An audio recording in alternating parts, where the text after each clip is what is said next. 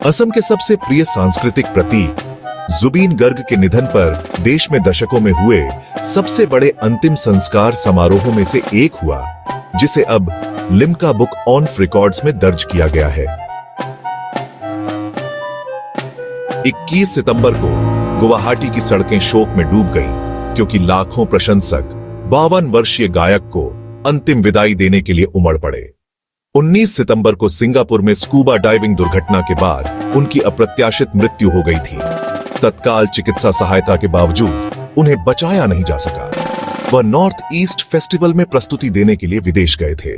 Limca book of records के अनुसार गर्ग की अंतिम यात्रा को किसी अंतिम संस्कार जुलूस के लिए दुनिया भर में चौथी सबसे बड़ी जनसभा माना गया है।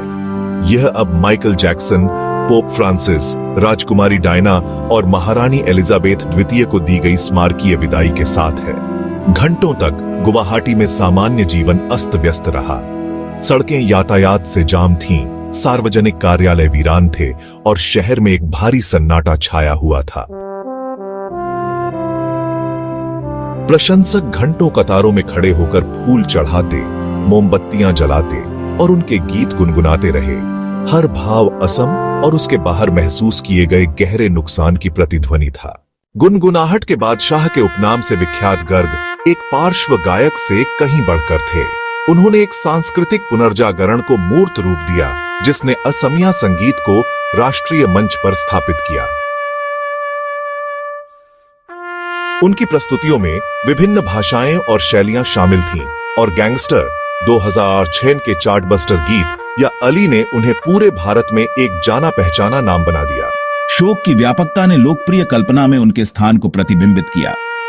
लाउड स्पीकरों पर गर्ग के राष्ट्रगान बजते ही एक शोक सभा में शामिल व्यक्ति की आंखों से आंसू बह रहे थे और उन्होंने कहा, यह केवल एक कलाकार की यात्रा का अंत नहीं है, बल्कि असमिया संगीत के एक युग का अंत है।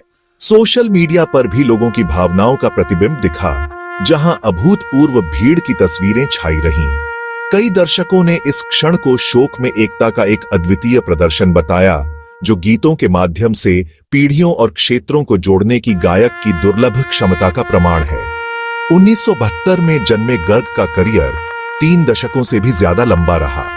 वे न केवल अपनी संगीत प्रतिभा के लिए जाने जाते थे, बल्कि अपने प्रखर क्षेत्रीय गौरव और लोकप्रिय संस्कृति में असमिया पहचान को बनाए रखने की प्रतिबद्धता के लिए भी जाने जाते थे। बॉलीवुड की सफलता के अलावा उन्हें एक सांस्कृतिक पथ प्रदर्शक के रूप में भी जाना जाता था, जिन्होंने पूर्वोत्तर के रोजमर्रा के जीवन की धुनों को आकार दिया।